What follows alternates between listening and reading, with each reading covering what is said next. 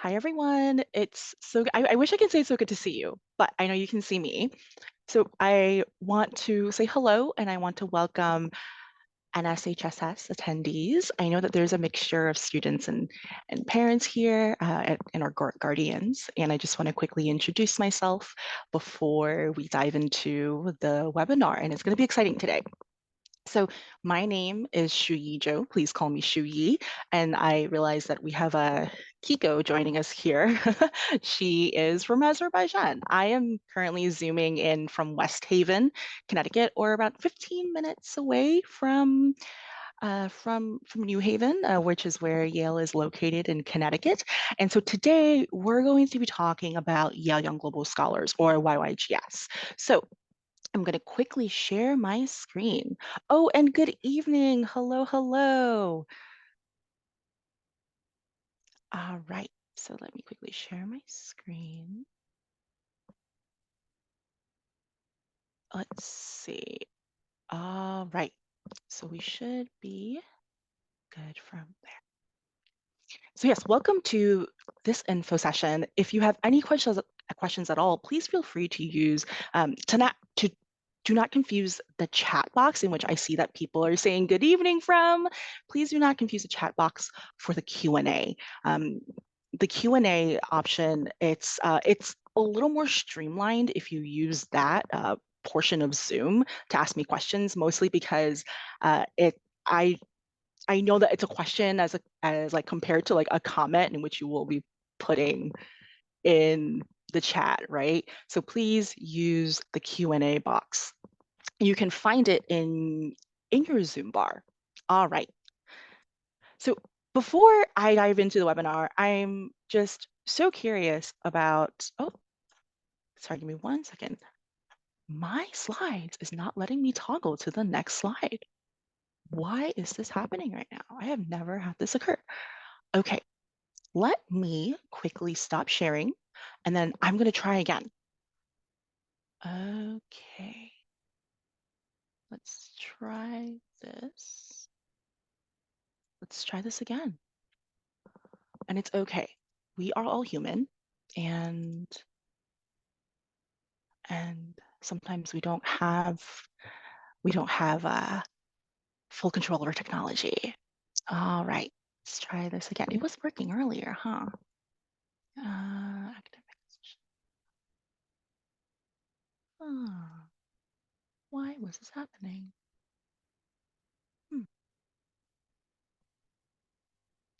So I do see questions already. Please make sure you use the Q&A portion of Zoom. But why don't we put in questions in the Q&A, and then from there, I am more than happy to answer it. Okay, we should be good. We should be good. And also, thank you so much for being so patient with me. I promise that I am really good with Zoom, especially after the pandemic. All right, share screen. Here we go, share. All right, okay, so let's try again. Here we go. Okay, quick emotional check-in. So this is really important. The reason why is because I want to gauge the virtual room, right? I can't see you. And so I'm wondering, how are you feeling about this process? Are you, number one, excited? Number two, kind of silly, like, yeah, I'll just go with the flow. Number three, you're just like, I don't know, it's kind of confusing. Or number four, you're just shocked and you're just like, oh goodness, I don't even know where to start. Or five, where you're just like, this mimics the college application process, which is also super daunting. So the reason why I asked this question, and it's not just like a silly thing to throw in there, is because I can't see you. And so depending on how people are feeling in the room, I am better able to figure out what information should I dive into a little more? Should I cover more things? Should I gloss over certain parts? So it looks like people are, I see a good number threes, right? We're like, okay, yeah. And that is honestly, that is such a common response. And that is why I am here. So I am so glad for those who are excited about the process, who are like, I am ready, I'm prepared. And I am also here for everyone else in between, 1 to 5.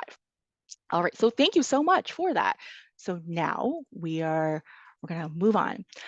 Now let's get into the meat of it all, right? So YYGS. So you're going to be hearing me use acronyms, and whenever I say YYGS, what I mean is Yale Young Global Scholars. But before we quickly go into about YYGS, let's quickly talk about who I am, right? Who is this person introducing YYGS to you? So I am the cross-disciplinary program manager. So what that means is that I direct our Solving Global Challenges academic track here at YYGS. And I'll be talking more about the academic tracks in the next slide. But before I do that, I want to talk to you about YYGS as like a whole, holistically. So we are a pre-college summer program for high achieving high school students from around the world. So each summer, over 150 students come to Yale and they study here along with other students, live on campus as if they're a Yale student. They live in our historic colleges, or we call dorms colleges. And most of all, they get to immerse themselves. We are 2 weeks long, and so I will talk a little more about the dates afterwards. And the wonderful thing about YYGS is that no one, if you're in this webinar, I'm assuming that you are interested in pre-college programs, right? So in pre-college programs, there's typically two kinds. There's ones that are no credit, and there's the ones that are for credit. I have attended both, and so I can, as a high school student, and what I can say is that those that are for credit, they are very competitive. When you're there, you're vying for a grade, right? And there's also college credit involved, which is perfectly fine. However, they are a lot more independent. So outside of a couple of programming events, your student or you, if you're a student, will be going to class and you have to figure things out by yourself, and that's perfectly fine. And when I went, that's something that really prepared me, right, for college because I had to figure a lot of things out for myself. But when I went to a program that's very similar to OYGS, in which there are no grades, remember, here at OYGS we have no grades, I thought that it was incredibly helpful, and I'm glad that I experienced this as a high school student because it was more structured. So when you're in high school, and even in college, but specifically in high school, you're getting ready to apply for college, right? And so you're vying for that grade. There is a curve, and so not everyone can get 100. So on top of that, you're just super stressed, and you're like, oh gosh, I'm so scared to make a mistake because I don't want to get a bad grade. When you're going to a program with no grades like YYGS, there's not only more programming that's involved, in which we're going to be going over, it is for high school students. So you're not taking college classes with other college students. So you know that your peers are all in the same age as you. And so this way you are able to share lived experiences. And the last thing is you learn how to learn. So if you say something or if you do something or if there's a setback, you don't have to go, oh no, this is going to impact my grade because there are no grades, right? You learn how to learn. And if you fail, that is okay. And here we give you room to breathe and to explore. And that is why we're here at OIGS and to figure out what are you interested in, right? So here we are.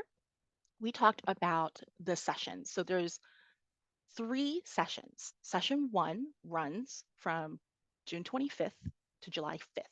Session 2 runs from July 7th to July 19th. Session 3 runs from July 21st to August 2nd. So when you are in the application, what would happen is that you get to rank your sessions, right? So this way, if you're like, I would prefer to do session 3 first and then session 2 after, that's fine. Rank session 3 first, right? And then your second choice can be session 2. You can only attend one session though. That's the one thing I will say. And then afterwards, you also get to rank the academic tracks. So the academic tracks, that is the bread and butter to our pre-college program. So the first academic track we have is Innovations in Science and Technology. This is our STEM track. And once again, a lot of acronyms. So in our STEM track, or IST, Innovations in Science and Tech, students get to explore a wide array and variety of biological, physical, and applied sciences. And you really get to apply scientific principles to real world problems. And next, if we have students who are interested in the humanities, I would highly recommend to look for them to look into literature, philosophy, and culture, or LPC, because students in LPC, they get to analyze culturally significant works, question ideas, and explore creative ways to use the arts to better understand and impact communities. And next, we have our social sciences. So the social sciences academic track, or politics, law, and economics, they get to study diverse economic theories, the values and practices of governments and legal frameworks, and historical and comparative perspectives. And lastly, this is my academic track, which is solving global challenges, the cross-disciplinary.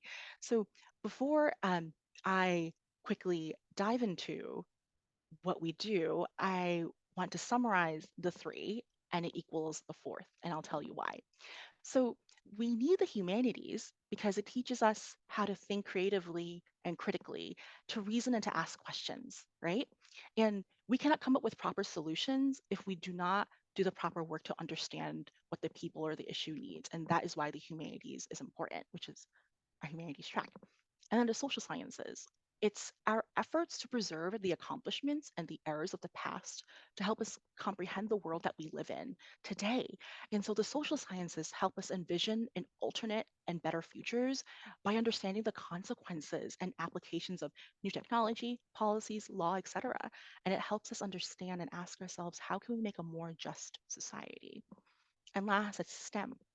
So as society continues to develop, we need to innovate alongside with it. And STEM is vital to understanding the basics of our environment and the world. And so by learning to think scientifically, we'll be able to understand the importance of trial and error. So the cross-disciplinary, it's crossing disciplines. So SGC, or solving global challenges, it is an amalgamation of the three. So in SGC, students get to discover innovative and cross-disciplinary approaches to solving the greatest challenges facing the global community in the 21st century using STEM, humanities, and the social sciences. Quickly take a sip of water. So this is the program curriculum. It is a very packed curriculum. So, and I also do want to say that for our parents out there, um, we are here to watch over your students, parent guardians, apologies. We are here to watch over your students. And so out of every single component in which students check into, we have to take their attendance. And so this way, we are ensuring that students are all there before we start any components. So this is a curriculum. And like I said, it is a lot. I'm not going to be going through all of them in depth. I'm going to be going over the main academic ones in depth. And then I will be talking about the other ones. I'll be glossing over the other ones, but I would highly, highly recommend for you to go to our website, and globalscholars.yale.edu. And from there, you will be able to dive a little deeper into the rest of our curriculum. So this is what makes YYGS, well, YYGS. We have lectures, and then after lectures, students go into their breakouts. And then we have seminars. Our instructors are the ones who teach the seminars. Um, our professors, Yale professors, are the ones who teach lectures. Capstone project, we'll be going over that later, but this is YYGS is very, very collaborative. And on top of that, a talent show where students get to showcase their talent and their cultures. Family time as well. We'll be going over that later. This is where students get a little more downtime to bond with one another. Speaker series, it's very, if you ever heard of TED Talks, that's very similar to what it is, in which students get to share their ideas. And special meals, this is where students can uh, have a meal in which they would like to sign up for, and there are always topics posted beforehand. Quiet study time, that is very self-explanatory. In symposium, it's also a very collaborative environment. It challenges students to academically and critically think about the world around them, and I will be going over that a little later. So that was a mouthful, and I know it sounds very overwhelming, but I'm going to break it down for you now. So here we go. Lectures. So every lecture is faculty at Yale, and we've also had faculty like Professor Emeritus before. So this way, they have taught at Yale. They have to have an affiliation with Yale, period. But our faculty love our students so much that they return every single some of them return every single year. And the reason why is because our students ask such thought-provoking questions that some of their students, if they teach they either teach undergrad or grad or both, that don't seem to even think about, right? And so which is why we really focus on critical thinking and also understanding things from a systemic lens. Because when it comes to lectures, students are going to be inhaling these topics that are cutting edge in the professor's field. And so I want to quickly share some of the lectures that we had in the past. So these are lectures that we had in the past in all different tracks, all these different academic tracks. And so Onyeka Obiacha lectured in creating change in an ever-changing world. And Onyeka was the managing director at the Sci Center for Innovative Thinking, or Sci City at Yale, which is um, it is an organization at Yale by Yale that actually helps students be entrepreneurs and fund startups and has workshops to support students and their ventures. And so Oni's lecture is so incredibly popular every single year. Next is Brian Scazzolati. So Dr. Scazzolati, or students call him Scaz, teach about robots that teach. And so Brian comes in and he has such this amazing personality, but the one thing that's so wonderful about his lecture is that he lectures in our STEM, in the innovations in science and technology uh, academic track. But what's so wonderful is that he is interdisciplinary, just like the rest of our lectures.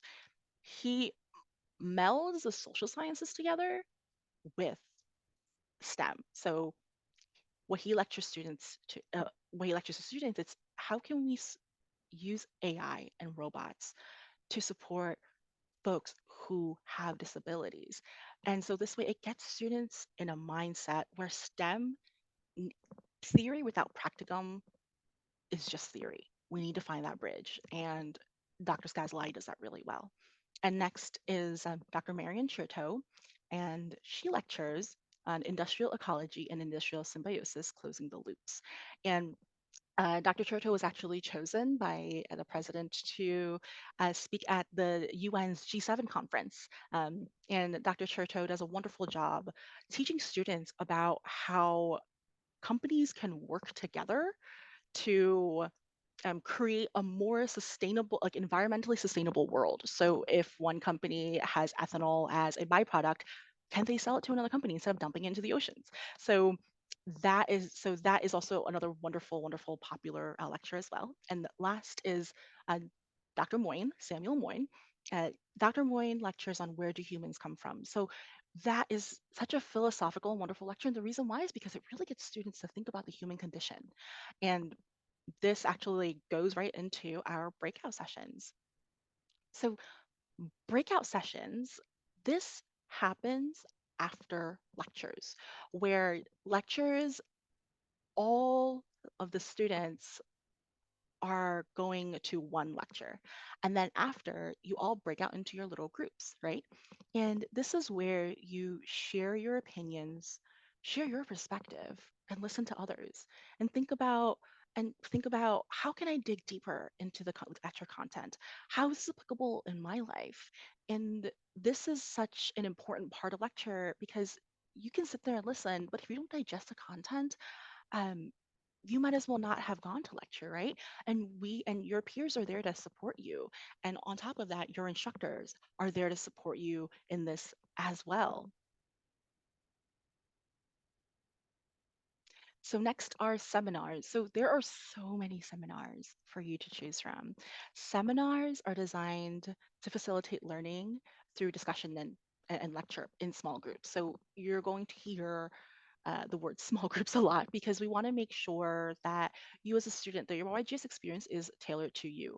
There are a couple of big things in which all students attend together, and it's lecture, the talent show, and I think that's pretty much it. But everything else, it's tailored to you, which is why um, I tell you, just like before, you will be ranking things, right? So there are thousands of seminars for you to choose from, and you get to rank like your seminars. We have a 99.7% success rate in placing the students in their first choice seminar. The students who didn't get it, it's either because something happened and they filled out the form late or whatnot. But the best part is that when you go to seminars, you know that the instructor is an expert in their topic. And the other thing is that you are there with other students who are so excited about the topic as well. Here are some of the sample seminars that we've had in the past. We talk about CRISPR. We talk about where the water wars are, understanding the global water crisis from an intersectional perspective. To Tell in the Dark, exploring the macabre in film score, literature, and visual art. AI and the Law, the effects of AI on the criminal justice system and democracy. Fast fashion, consumer ethics, and global supply chains. So those are seminars in which that has been pulled from all four different academic tracks. But what I will say is that the biggest problem you're going to have as a student is trying to narrow down your like top 3 to 5 seminars because they're always so wonderful. But the other thing is that you get to talk to the instructor afterwards, and maybe have a special meal with them. But I will talk about that later. I don't want to spoil the surprise. So next is family time. Um, as much as students absolutely love seminars and breakouts and lectures, family time is a section in the day in which you get to turn your brain off.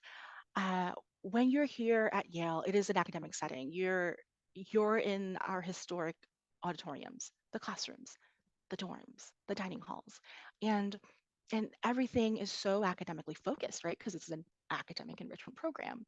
But family time is when you will be with your family time leader, who's an instructor, and your family time group, which is actually going to be your breakout group. So you not only spend downtime with them, but also like uptime with them when you're talking about the lecture.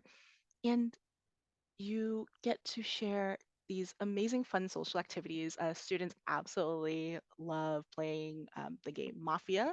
Students absolutely love playing volleyball in the courtyard, but there's also a curriculum that focuses on cross-cultural competency. You're going to be there with students from over 150 countries.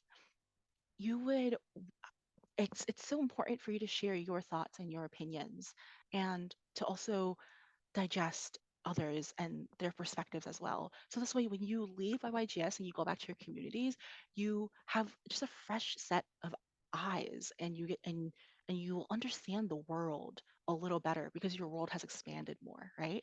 And so family time, it is downtime, it is not academic, but it is deeply embedded in reflections and bonding. And I know students who have actually come back as instructors who still keep in touch with their YYGS family. And so here, this is where there are so much more that I would love to sit and talk to you more about, but unfortunately, we don't have enough time to cover it all.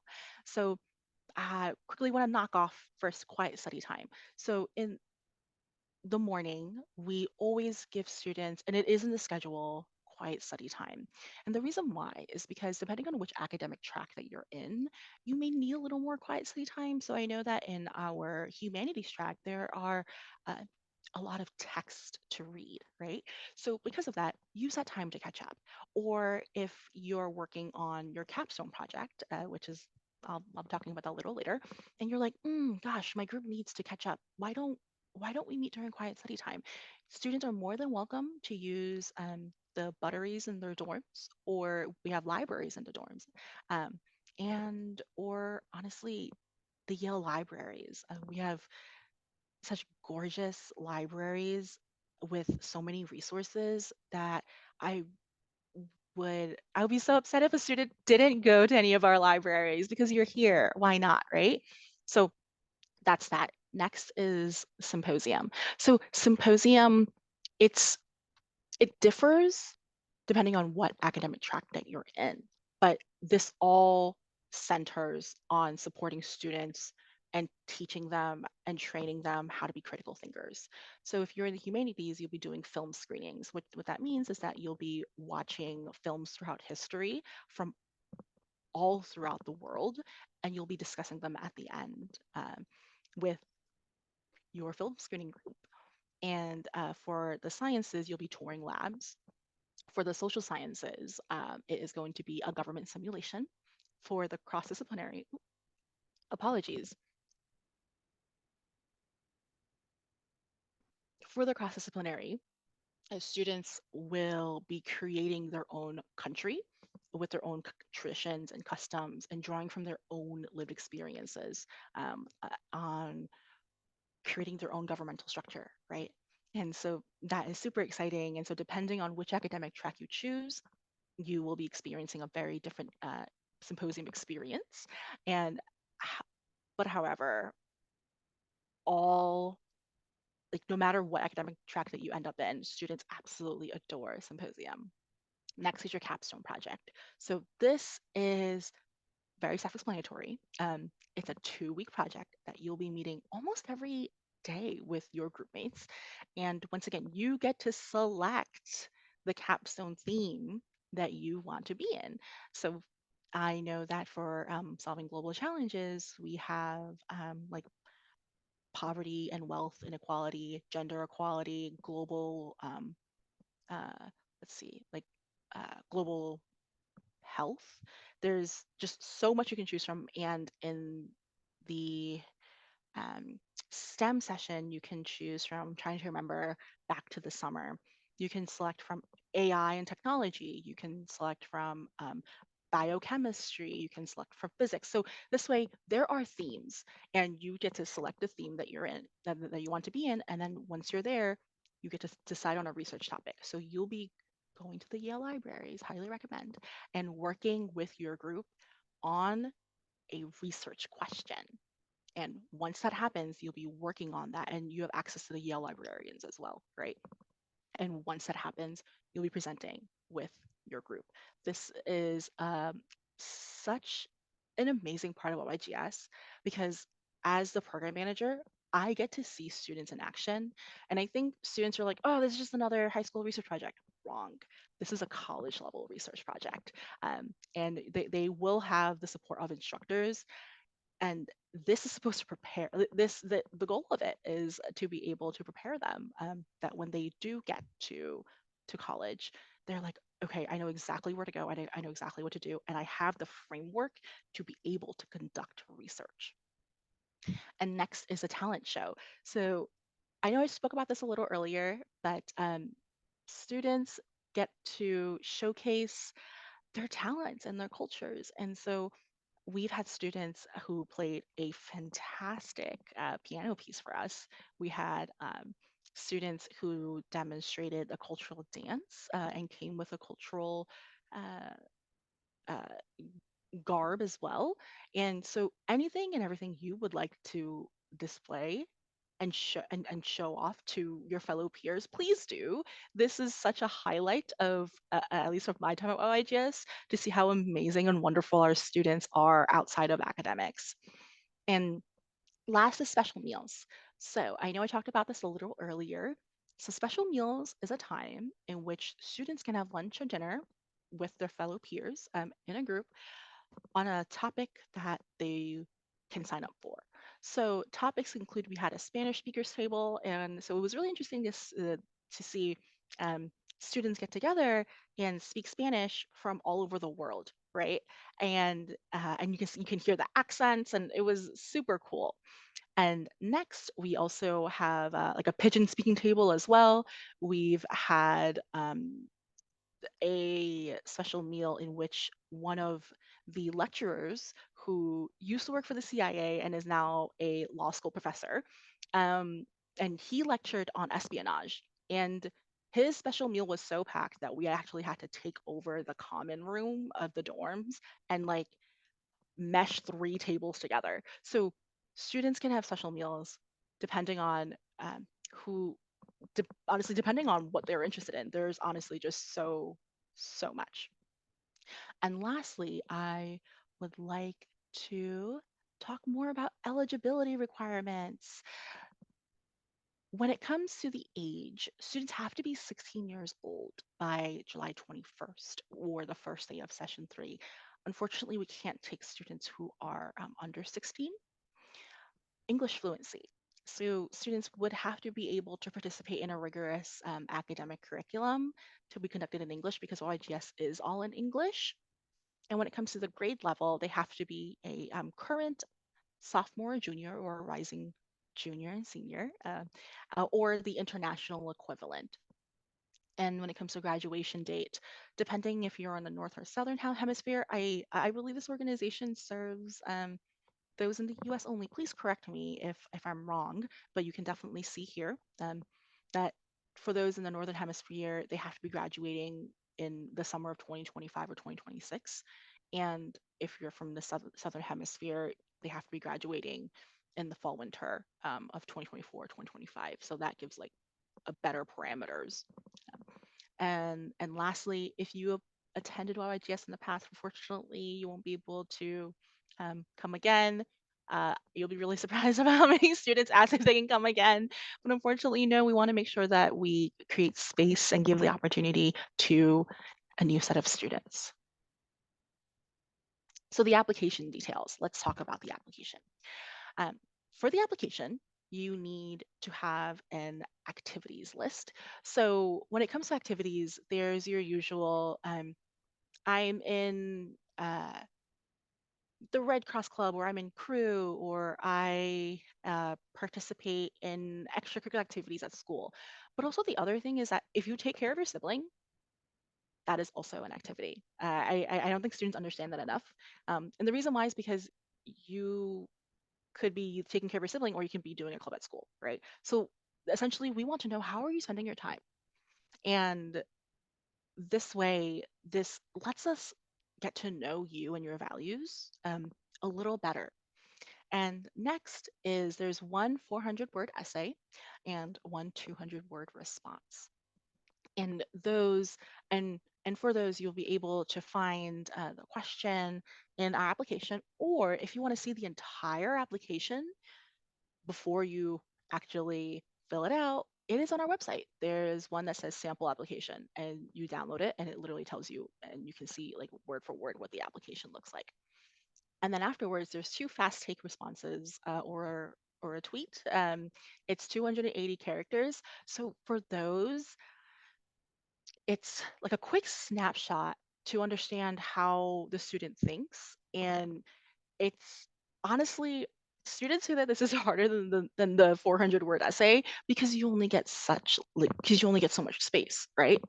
So 2 fast takes and an official school transcript, an official school transcript, and 1 recommender. And so one piece of advice I would give to students when it comes to recommendations is that just like applying for college, the application process mimics, I would say mimics the college application process. Not completely, but it does overlap. Please do not ask somebody that you met for like a very small, significant time, and because they have the title of like director or they're connected to the UN or whatnot, to write your letter of recommendation. And the reason why is because that is doing you more harm than good. You would rather have somebody who to write your recommendation that knows you for a longer period of time and who can speak and assess to your character and to your academic and personal skills. Because that when we read these applications, although some of the students who choose the recommenders that have these like fancy shiny titles and whatnot, but they don't know them really well, the recommender falls flat because there's a lack of character depth when it comes to describing the student. And I'm just like, oh gosh, they might as well not write a recommendation at all, right? So please make sure, piece of advice, to choose somebody that knows you well and that can speak to your set of skills well and your character development well. And next is the application fee. So uh, ignore the $70 for early action. Early action has just passed this 2 weeks 2 weeks ago. It passed. So because of that, we'll only be focusing on regular decision. So for regular decision, it's $85 USD. And please make sure that you click the finalize and pay button on the review page for your application to be considered. There are some students who do not click that. And once the um, time period is over for submitting, the portal closes and they're like, oh no. And so unfortunately, we can't do anything about that. So please make sure that you click finalize and pay. So the one thing I do want to say when it comes to the application fee is that we have students from all over the world and we have students from and that are so incredibly diverse, not only with their ethnic, racial, and cultural backgrounds, but also socioeconomic status as well. So because of that, for students who do need financial aid, and this is completely optional, right? Please make sure that you complete the financial aid section of the online application. We give out, gosh, I don't remember the number from last year, but I know that 2 years ago we gave out more than $3 million in financial aid. And we are one of the only pre-college programs that give financial aid despite citizenship status. So what that means is that we give students who are international students who are of low income and here in the US as well. And if you cannot pay the application fee, that is okay. Fill out the financial aid and part and we will give you a fee waiver. We do not want finances to be a barrier to education here at YYGS. And lastly, I want to quickly talk about the English fluency test scores, or we take the TOEFL, TOEFL, or Duolingo. Students may submit a English fluency test score if available, especially if English is not your first language. Well, actually, let me redact because English isn't my first language, but I am fluent in it. If you feel like you need to further support your case that you can be in a academically challenging environment and you would like to prove it. And I'm thinking about students who either recently immigrated to the US, right? So that is a case in which you would need to prove, or I would highly recommend for you to send in your TOEFL or Duolingo score. So you do not need to take the English fluency test to apply for YYGS, but you can also waive this requirement, but in some cases it may help. Here we go, financial aid and scholarships. Okay, so here I know that somebody asked about tuition earlier. So the residential program, the tuition for 1 2-week session is $6,500 USD. So what this covers is it pretty much covers everything but spending money. It covers everything from the tuition, room, and board. So students will be eating all their meals in the dining hall and they will be dorming in Yale's colleges. And so this way, um, if students do choose to go out for sushi, or New Haven is known for our pizza, um, I'm from New York, so I disagree. But anyway, if students want to go out and mingle and have tea or coffee or anything and meals outside of dining hall, that is something that they will be paying out of their own pocket. But this 6,500 covers everything that a student needs once they are here.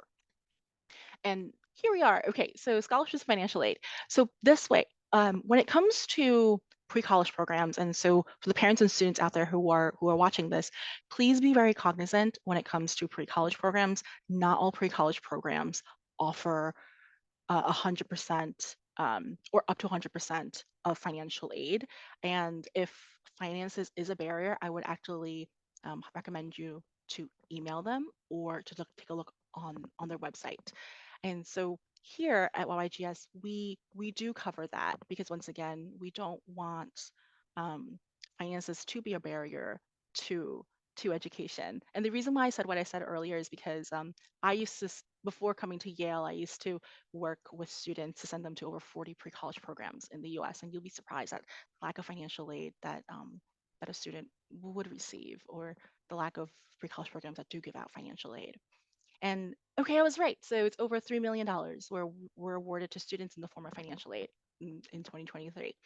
And how do we apply for financial aid? So the application for the financial aid is included within the online application. But if you have any questions navigating at all, it should be really clear and evident. But if you have any questions at all, please feel free to email us. And our email is right here, global.scholars@yale.edu. I also do want to say that COVID is still here, although some of us are just like, meh. COVID is still here. For us, because we are a program at Yale by Yale, we adhere to Yale's policies, and the university takes COVID very, very seriously. So if you're interested in applying, and I hope that this info session has helped in clarifying any questions you may have, we're giving you more information about YYGS. The next deadline is our regular decision deadline. It's January 10th, 2024 at 11:59 p.m. Eastern Time. Please mark this on your calendar, Eastern Time. For folks who are Zooming in or here from else, not in the East Coast, students miss their they totally miss it, and we're so sorry, we can't do anything about it. So please make sure that you mark it as ET, Eastern Time. Once again, talked about financial aid. If you need it, please apply. We are more than happy to support you uh, in your needs to come to YYGS. And here is the link, globalscholars.yale.edu. Sorry, globalscholars.yale.edu to apply. And then if you have any questions, please feel free to email us at global.scholars@yale.edu. You are going to be getting a real staff member who will be answering any questions, or any robots or anything that gives you very generic answers. And so we would highly recommend you to email us with any questions, because we want to make sure that you know what you're getting into before you apply. And on top of that, for any clarification issues. Okay, so let me stop sharing. I'm going to open the Q&A. Let's see. Uh, so now would be a really good time to input any questions that you may have. This is why I recommend folks to actually hold off before asking questions, because sometimes I may go over the thing that you just asked a question about. Let's see. Can so hmm. So there are no grades in this program. I answered that earlier, and the reason why is because we want students to be able to learn how to learn. You're already vying for a grade when you're in high school, and so we want to give you a quick 2-week break, just to explore and get to know and meet people from all over the world. You have the world within reach, and then on top of that, when you go back, you can uh, go back to the world in which grades do exist, and on top of that, colleges do the same. So we want to give students a break and to teach them, how can we learn how to learn. All right. So here we are. Here's a good question. My daughter is currently a sophomore, but she is a late birthday in October. Age limit is 16, but we're willing to sign any waiver to get her qualified to apply to this program. Unfortunately, I'm so sorry, we aren't able to do that. And I would actually recommend for you to wait, because with more time and for her to apply next year, she will have more academic activities and everything else under her belt. So it would make her application stronger. So I would highly recommend for those who don't meet the age limit to wait. Oh, this is a good question here. Answer live. Okay, so would attending this program improve your chances of getting accepted for undergrad at Yale? The answer is no, it does not. So the reason why, well, it does not. We actually do partner with Yale undergrad admissions to come and give a very tailored info session about Yale to our students, but come to this program will not improve your chances of getting into Yale. But what I can tell you are the benefits of coming to this program, and how it may help in some parts of your application. So first off, if you apply, if you make it past the first round of reading for undergrad, you will get an interview. Um, and one of the things you can talk about in your interview is how you came to YYGS and how you experienced and immersed yourself as a student here, and how you listened to lectures at Yale, well, by Yale professors. And so this way you can imagine yourself as a student at Yale because you've experienced it. So that's something that may help. Um, but other than that, when they read your application and they see YYGS, it will not give you leverage. But what I can say that for the class of 2024, so about 3 years ago, I need the new data for this. Um, we've had around 200 something YYGS alums uh, matriculate to Yale for undergrad, and Yale accepts a couple thousand, I believe, applicants every year. And the reason why is because our students are so high achieving, and getting into this program is really competitive. But Yale undergrad does recognize and does know our program. But I think this program will not improve your chances when it comes to Yale undergrad and when they read your application. So thank you for asking that question. That's a really good question. Um, so let's see. What percentage of students are accepted? So that's a good question. I wish I can answer this, and I can't because it varies year to year. What I can say is that it is the equivalent of getting into a small liberal, like a small competitive liberal arts school, every single year. And I'm not saying this just to be facetious. And the reason why is because every single year, the number of applications jumps like crazy, and we do not know how many applications we will get until January 10th, right? And so I don't want to give a false number.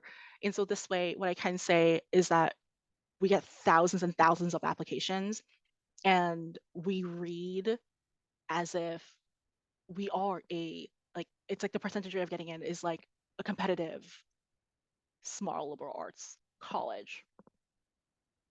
Let's see. So does the program, oh, here's a good question. Does the program require really good extracurriculars in order to get in? If not, is it a really good thing to have in your application to stand out and get select? Oh, is there a really good thing? Okay. That's a really great question. Thank you for asking. So I think the answer is yes and no. So just like undergrad admissions, each person who's reading applications, we get a territory. So for me, I am from New York City. So I typically read the Northeast. So I know the schools really well in the Northeast, right? So if I know a student is going to a very highly competitive selective high school, I expect more from this student than a student who is going to like a Title IX school, which is a school that is like underprivileged and underserved. So because of that, it's like where do you go? What are you doing? I think a better way to put this is what are you doing with the resources that you have? And so, which is why I said earlier that if you babysit, put that in your extracurricular applications, right? Especially if you're like, oh gosh, I am a sophomore and I second year of high school only, and I'm still trying to figure things out, and I'm in like the math club, and I also babysit. Put that down because what that tells me is that you have responsibility, like you have responsibility, and you have to like manage as somebody who has babysat her sisters. You have to manage a lot at the same time. So don't write anything off. Do not write anything off. The readers here at OYGS, staff here at OYGS, we come from very different backgrounds, and so because of that, we can speak to and we can see and we'll be able to gauge, right, your application. So like I said, try your best in your application. And I think this sounds so cheesy, but it's so true when people say that to be genuine, because that's who we want to see in your application.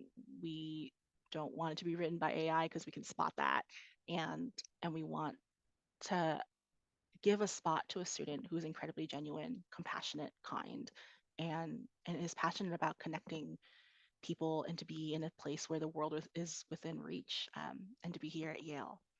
So let's see. So I answered this. Also, thank you, Sydney, for the 10-minute warning. Let's see. Here's another good question. Is applying for financial aid going to make it harder to get into the program? The answer is no. We are need blind. And so what that means is that when we read the applications, we do not see the financial aid part, right? So it does not matter if a student needs financial aid or not. It does not impact their chances of getting in at all. Uh, Here's another good question. Is transportation provided? No. So the $6,500, that covers everything once you're here at Yale. And so this way, transportation is not provided. Unfortunately, you will have to figure out a way to bring yourself here to YYGS. I know, oh gosh, I don't want to give out false facts. Um, for those of you, I wonder if we do cover transportation for students who are high financial aid and scholarship. That may be something that folks who would be interested in this to email global, uh, yeah, to email us in in our to our email. Yeah, global.scholars@yale.edu. Please do. Let's see. Here. Here's another good question. If you apply once but don't get in, can you apply again next year? 100%. We would highly recommend you to apply again next year. And and the reason why is because it shows us tenacity. And once again, I think I believe I said this earlier, where it's like an extra year means extra time. An extra time means better opportunities to improve yourself and to make your application more robust. So please do apply again if you don't get in. Um, let's see. Here's another good question. Does YYGS look good on other college applications? That's a good question. And the answer is it depends. So pre-college is still very new in the college space. So because of that, here's another tip when it comes to applying for pre-college programs. Please make sure that you apply to, unless they are very, very prestigious, like the TAS program, the Telluride program. Um, please make sure that you apply to pre-college programs at the college by the college. And the reason why is because you know that it's ran by the college, so you're going to be getting professors from the college. You're going to be getting programming from the college. There are programs that is like program name at Yale. So it's most likely for profit. We are not for profit. It's most likely for profit. And you will not be guaranteed that you'll be getting Yale professors or the school's professors. And they can invite anybody to come speak to students and lecture to your students. So it's always safe to go to apply to programs at the college by the college. So quick tip. But undergrad admissions, it all depends um, how well versed they are in this space, because there are some pre-college programs with very, very shiny names in which their academic rigor for their pre-college program isn't as high. So because of that, all they have is like that very shiny name. But I can definitely say that YYGS is a big name when it comes to pre-college programs. And if your student is, or if you as a student is interested in applying to Yale, they know how academically rigorous we are for Yale undergrad. Here we are. When will the regular application open? And will there be a schedule for students each day? Yes, there's a schedule for students each day. You can find it on our website, and highly recommend you to open it. You are going to be busy from, I think breakfast starts at like 7:30 to 8:30, all the way to gates close at curfew is at 10 o'clock, 10:30, 10 o'clock. So well, of course there's breaks in between. We want to make sure that students are also taken care of mentally and emotionally as well.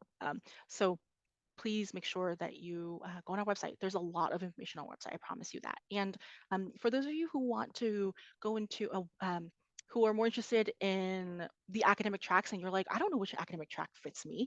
I just did a info session yesterday and the webinar is on our website. And there's also more webinars as they go on as well. There's a financial aid one. Check our website and feel free to browse and peruse and attend the webinars that are going to be happening and listen in on the ones that have already happened. So yes, and when will the regular application open? It's already open. I believe it is. So please feel free to apply. Here's another good question. For the application, can we submit standardized test scores? The answer is no. We don't encourage students to actually send in their standardized test scores because studies show that standardized test scores actually doesn't measure intelligence, but that they actually measures there's a correlation between standardized test score and socioeconomic status. And so because of that, we don't, some students attach it, but we're just like, meh, next. And we don't really take that into consideration. And so we would actually highly recommend students to not do that because the application is says to not do that. So when a students do submit it, we're like, oh, you can't follow instructions. So please make sure that you follow instructions. And so the PSAT and SAT scores don't really help their application at all because it doesn't say anything also about the student's character. Let's see. Here's a great question. Is the program only for people who live in the state where Yale is? The answer is no, because we get students from over 150 countries. Half our students are domestic in the US and the US states and territories, and the other half are all international. Let's see. There's, here we go. When students get in, do they have to worry about finding somewhere to sleep? The answer is no. We pair students up when it comes, well, students sleep in the dorms, so they will have a room, right? It's very similar to college in which they will be getting suite mates, some roommates. And of course, we do respect if students have uh, like special needs and whatnot, like due to religious reasons or whatnot, like that is okay. Please let us know. We want to make sure that your student is taken care of when they're here at YYGS. So as long as we know beforehand, we will be sure to accommodate to your students' needs. But once they're in, they will have they will have a place to sleep and to eat. Here's another good question. I think I'll do two more questions since it's 6:58. Does taking AP in college level classes improve your chances of getting accepted? The answer is, once again, it depends. Because there are schools that don't offer AP classes. So if a school doesn't offer an AP class, we can't blame the student for not taking any APs, right? But if the school does offer AP and you do take AP, and if you, or I know that there's some schools that offer um, they partner with local community colleges or colleges to give high school students credit. If you do that, please put that down. That's absolutely wonderful. And it shows us that you're taking advantage of your resources. So that's why I say the answer is it depends. If it does, then wonderful. If your school doesn't offer AP, it will not decrease your chances of acceptance. I think the last question is, let's see. Are scholarships full and partial? The answer is yes, to both. We we assess your needs, and then from there, our financial aid team will will give out and divvy up financial aid from there. So I think that's all the time that we have today. Thank you so much for spending it with me here today. Um, Echoing what Sydney said in the chat, the webinar is being recorded and will be posted on the NSHSS website. And thank you for linking it. And so if you have any questions at all, feel free to review this webinar or go to our website. People overlook our website all the time. And I promise you that like 90% of the questions that you have are on our website. Thank you so much. And I hope you all have a wonderful rest of your day or night, or depending on wherever you're zooming in from. Take care. Bye, everyone.